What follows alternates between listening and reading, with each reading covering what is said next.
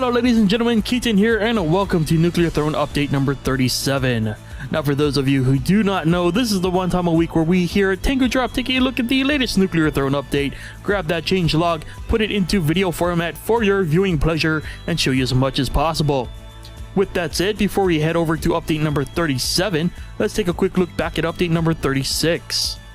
Update number 36 introduced a new high-powered weapon called the Flame Cannon.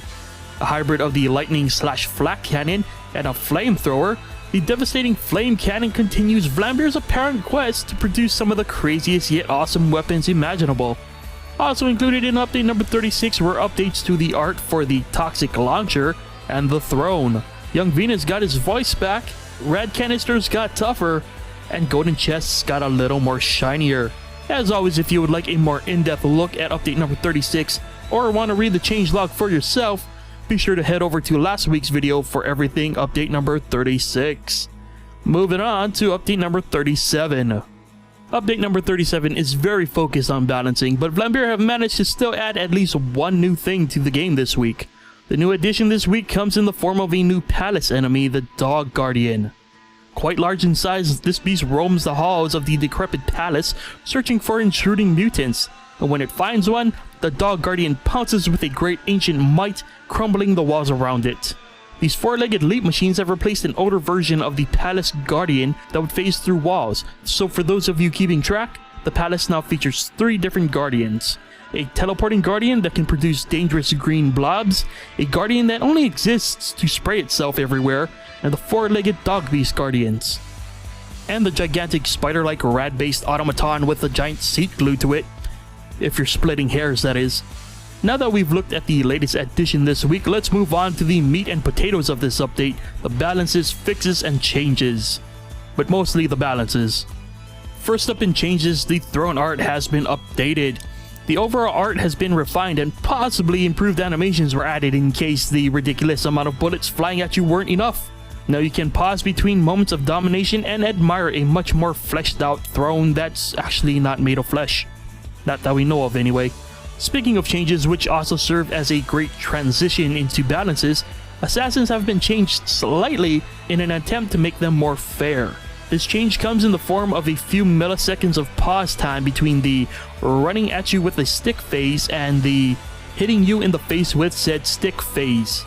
In layman's terms, assassins should no longer be capable of drive-by stickings, allowing players a brief moment to recognize the situation they're currently finding themselves in.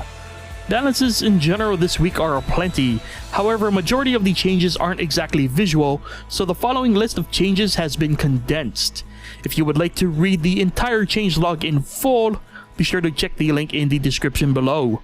Bullet pickup amounts were increased, while energy ammo pickup amounts were decreased. The flak, lightning, and flame cannons have had their impact damage boosted, lightning and fire do slightly more damage, and the sharp teeth mutation actually deals twice the amount of damage players take. The stress mutation has been made more effective, allowing for a whopping 80% increase in players' rate of fire, and guardians have seen a couple of changes. Finally, Rebels' allies are slightly more useful, as they now act as individual light sources in dark locations. Now let's take a look at what the community has been up to this week. Steam user Solid presented the community with the Crazy Hedgehog challenge last week, and Steam user Aruru managed to win with an amazing loop to the scrapyards. This week Solid presents the community with another challenge. Unfortunately, at the time of this recording, the details of that challenge have not been made public, so be sure to head over to the link provided in the description below to find out more.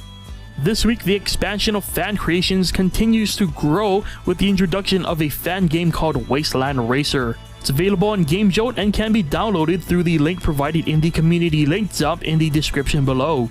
And because it looks like the Nuclear Throne fan art community has taken a break this week, we'll do some shameless self-promotion and mention our Nuclear Throne Retro video. Created as a fun side project, Nuclear Throne Retro is a celebration of video games and video production of another time. If the VHS brings back any memories, you just might enjoy Nuclear Throne Retro. And that does it for this week's look at update number 37. The introduction of the new Dog Guardian is a nice replacement for the arguably cheap wall-phasing Guardian, and provides a nice balance to the other Guardians who primarily spam bullets.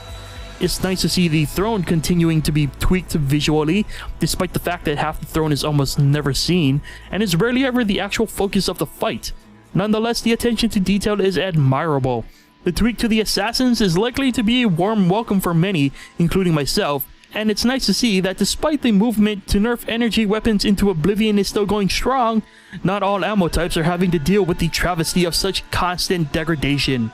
Anyway, if you haven't already purchased Nuclear Throne and you'd like to learn more about it, be sure to check out nuclearthrone.com. You can also subscribe to Vlambeer's Twitch channel, where they live stream development of the game every Tuesday and Thursday. Subscribing gives you access to Nuclear Throne emoticons on twitch.tv, as well as a Steam copy of the game.